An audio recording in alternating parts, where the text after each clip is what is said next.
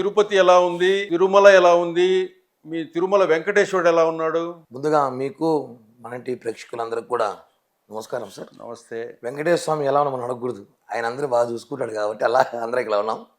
వెంకటేశ్వర స్వామి ఆశీస్సులతోనే ఈరోజు ఈ స్థాయికి వచ్చాం అందరం కూడా. తిరుపతి బాగుంది, తిరుమల బాగుంది, మన తిరుపతి అనాలి ఎందుకంటే మీరు కూడా తిరుపతే కాబట్టి. మన వెంకటేశ్వర స్వామి, మన తిరుపతి, మన Tirumala is good sir, fine, బాగున్నాం అందరం. అంత బాగుంది, కానీ ఇక్కడ ఇదే తిరుపతిని పరిపాలించాలంటే ఎందుకో అది తిరుపతి వాళ్ళకి టికెట్లు దొరకటంలా, కానీ బయట నుంచి ఎక్కడో వచ్చిన వాళ్ళకి టికెట్లు దొరుకుతూ ఉంటాయి. అత్యధికంగా గత ఒక 30 సంవత్సరాల నుంచి మనం తీసుకున్నా కూడా బయట వ్యక్తులకే ఎమ్మెల్యే టికెట్లు వచ్చేటి, ఎమ్మెల్యేలు అయిన వాళ్ళే, అందరూ వాళ్ళే. ఎందుకు అట్లా? తిరుపతి ప్రజల శాపం అది అనుకోవాలి, తిరుపతి నాయకుల శాపం అనుకోవాలి. సారీ, తిరుపతి నాయకుల శాపం ఏంటండి అంటే, నాకు 42 సంవత్సరాలు సార్. నేను ఒక 25 సంవత్సరాలుగా రాజకీయాలు చూస్తున్నా. 25 సంవత్సరాలుగా చంద్రబాబు కృష్ణమూర్తి తర్వాత వచ్చిన అందరూ కూడా ఇక్కడ చిరంజీవి గారు, వెంకటరమణ గారు, మళ్ళా రామారావు గారు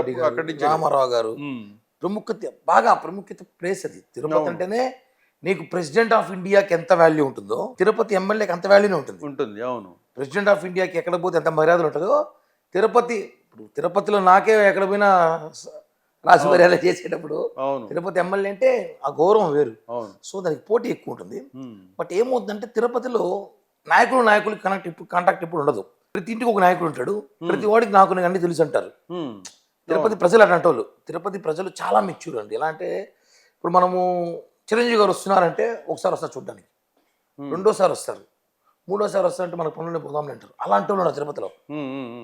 మోడీ గారు వస్తున్నారంటే రాని ఆయన పని చూసుకోపోతాం, మనకే పని ఒకసారి చూద్దామంటారు, అంతేగాని పర్టికులర్గా పని కట్టుకొని పరిధి జనాలు అయితే కాదు.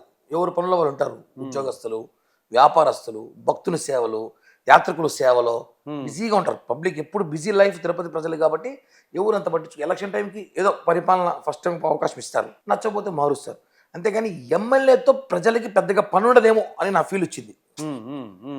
ఎమ్మెల్యే తిరుపతిలో స్థానికులకి కావాల్సింది 4 సార్. నాకున్న సమాచారం ప్రకారం, మీకేమో నాకు తెలియదు, మీరు తిరుపతి కాబట్టి సీనియర్ జర్నలిస్ట్ కాబట్టి నేను కూడా నాకు 4 ఉంటాయి. ఒకటి నంబర్ 1 ఎంఆర్ఓ ఆఫీసు, ఆర్డీఓ ఆఫీసులో ఏదో పని ఉంటే ఎమ్మెల్యే నుంచి కార్యాలయం నుంచి ఫోన్ చేసి చెప్పాలి. నంబర్ 2 ముఖ్యమైనది, అతి ముఖ్యమైనది, నంబర్ 1 అన్న చెప్పు, నంబర్ 2 అని చెప్పవచ్చు, తిరుమల దర్శనాలు. తిరుపతిలో ఉన్నామంటే ఇప్పుడు ఇక్కడ చాలా మంది ఫ్రెండ్స్ ఉంటారు, మా తిరుపతి ఎమ్మెల్యే చెప్పి మాకు దర్శనం పెట్టించు, రూమ్ తీసు, అది తీసు. ప్రధానం అదే. చాలా మందికి ఏమనుకుంటారు, తిరుమల దర్శనాలతో ప్రపంచ రాజకీయాలు చేయొచ్చు. తిరుమల దర్శనాలతో ప్రపంచ రాజకీయాన్ని శాసించగలచ్చు, అంత పవర్ వెంకటేశ్వర స్వామికి. ఆ పవర్ స్థానిక ఎమ్మెల్యేకి, స్థానిక నాయకులకు ఉంటుంది. అది అధికారులు కూడా తెలుసుకోవాలి. కొంతమంది అధికారులు తెలియదు, తిరుపతిలో చిన్న చూపు చూస్తారే, అందరూ చూసినట్టు ఎమ్మెల్యే. తిరుపతి ప్రజలు, తిరుపతి నాయకులు అంటే రెస్పెక్ట్ స్పెషల్గా ఇవ్వాలి. ఎందుకంటే వెంకటేశ్వర వారసులం మనమంతా, మీరు కూడా. ఎందుకంటే మనం తిరుపతిలో ఉన్నాం కాబట్టి మనకు ఆ వాల్యూ ఉంది. సో తిరుపతి ప్రజలకి ఎమ్మెల్యేతో పెద్ద సత్సంబంధం ఉండవు కాబట్టి వర్కులు ప్రజలే చేసుకోగలుగుతారు. లాబింగ్ ఉంది, ఎవడు పార్టీ కూడా చేసుకుంటాడు కాబట్టి ఎమ్మెల్యే విషయంలో వచ్చేసరికి తిరుపతిలో ప్రతిసారి ఇలానే జరుగుతుందని చెప్పి నాకు ఒక కనబడుతుంది కంటిదిరిగా. ఇలానే ఉంటుందేమో తిరుపతిలో. మీరు చూడండి, పెద్దిరెడ్డి రామచంద్రరావు ఉన్నాడు, పొంగునూరు పిల్లలు ఎక్కడికి పోడు, అక్కడ తప్ప ఇంకెక్కడ రాడు. భాస్కర్ రెడ్డి ఉన్నాడు, మొన్నటిదాకా 10 ఏళ్ళు ఒకే కాన్స్టిట్యున్సీ అంటాడు, ఇంకో ఆప్షన్ ఉండదు. నగిరి చెంగారెడ్డి, ముద్దుకృష్ణాయుడు, ఇప్పుడు రోజా, అలాగే మదనపల్లి ఎత్తుకోండి షాజహాన్ భాష, అలాగే దోమలపాటి రమేష్, పక్కన కాళాసి ఎత్తుకోండి బొజ్జల కుటుంబము, మొన్నటిదాకా మధు వచ్చాడు, మళ్ళా బొజ్జల కుటుంబం వచ్చింది. ఇలా ఉంటుంది. తిరుపతి అలా లేదు. వారసత్వ రాజకీయాలు తిరుపతి ఎంకరేజ్ చెయ్యదు.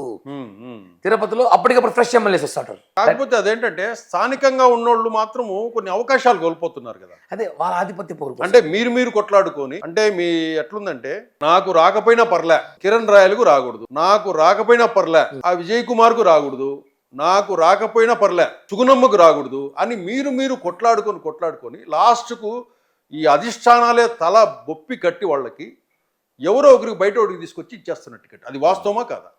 వాస్తవమే. ఈసారి అలా ఉండదు, అందరూ ఒకటే ఇప్పుడు. మనమంతా యూనిటీ లేకే కదా. అవును, సీటు పోయింది. తిరుపతి సీటులు అంటే స్థానికులు మనకంతా వచ్చేవాళ్ళు, స్థానికంగా ఉన్న టీడీపీ నాయకులు కానీ, జనసేనలో ఉన్న మేము 1 ఉన్నాము, టీడీపీలో 1 ఉన్నారు.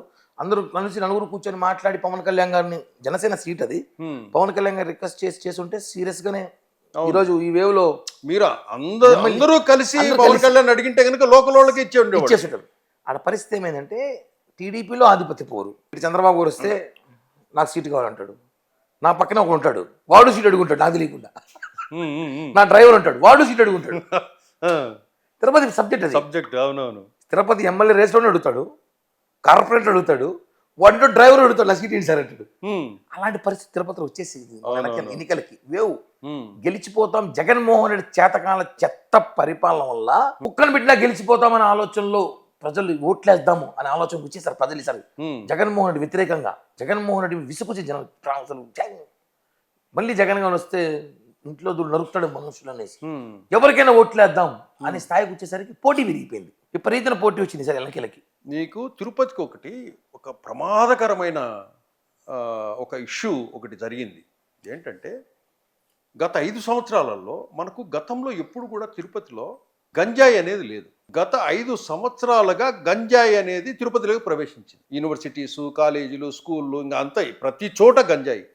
లాస్ట్కు గత MLA Bhumana Karunakar Reddy garu save Tirupati, save drugs, no drugs, save Tirupati అనే ప్రోగ్రాం కూడా చేశారు.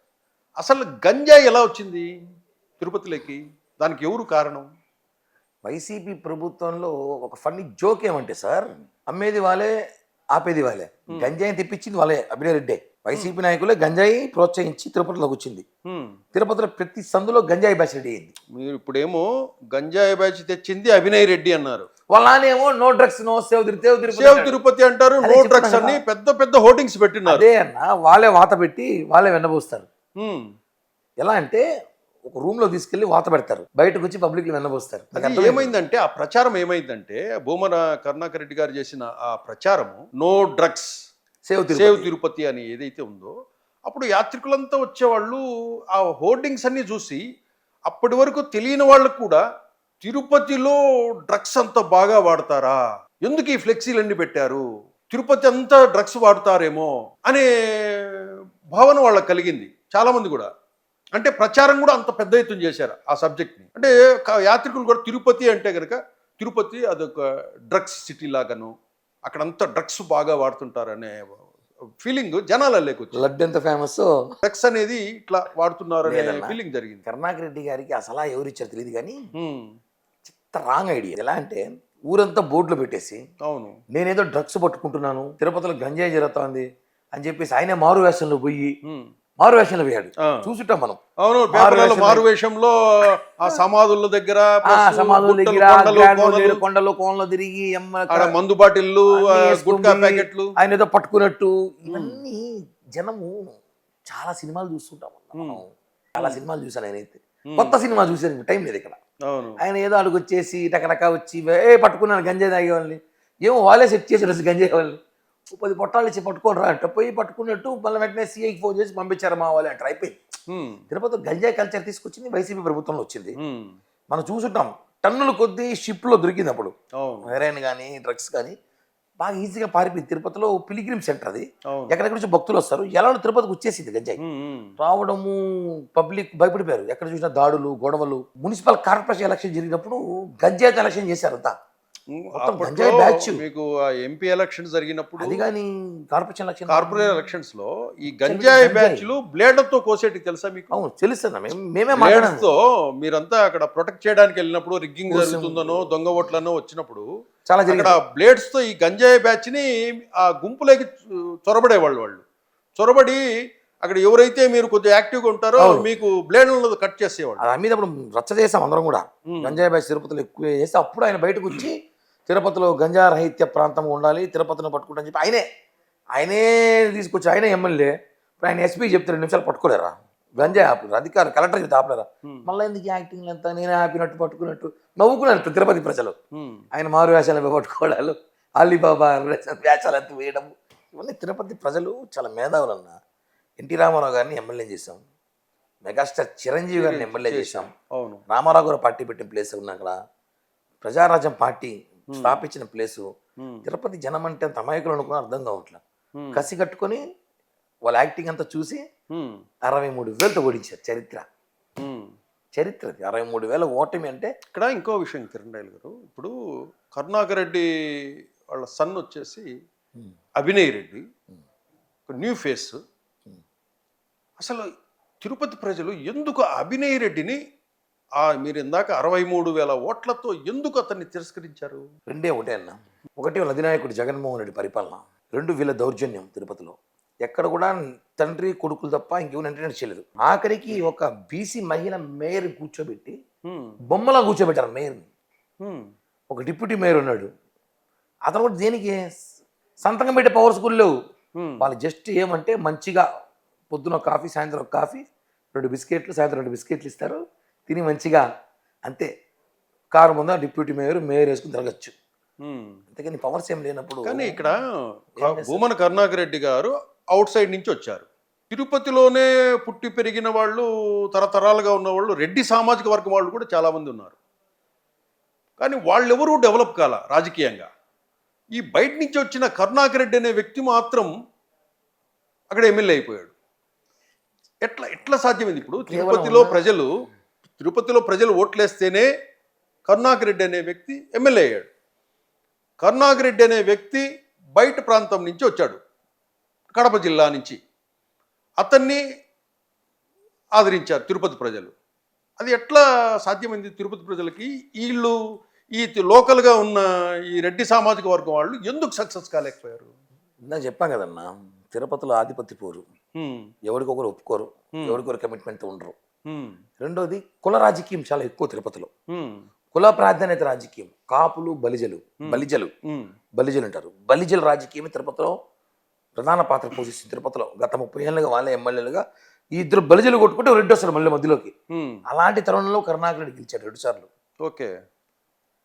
బై ఎలక్షన్ చిరంజీవి గారు బై ఎలక్షన్ రిజైన్ చేస్తే రాజ్యసభ పోయినప్పుడు వెంకటరమణ గారు, చంద్రబాబు కృష్ణమూర్తి పోటీ చేస్తే ఇద్దరు చీల్చుకుంటే ఈయన గెలిచాడు. మొన్న ఎలక్షన్ లో సుగుణమ్మ, చంద్రబాబు కృష్ణమూర్తి కొట్టుకుంటే 600 ఓట్లతో బయట పడినానని చెప్పుకుంటున్నాడు. కానీ వాస్తవాలు అందరికీ తెలుస్తుంది ఎవరు గెలిచారో. 2019 గెలిచింది సుగుణమ్మేనా?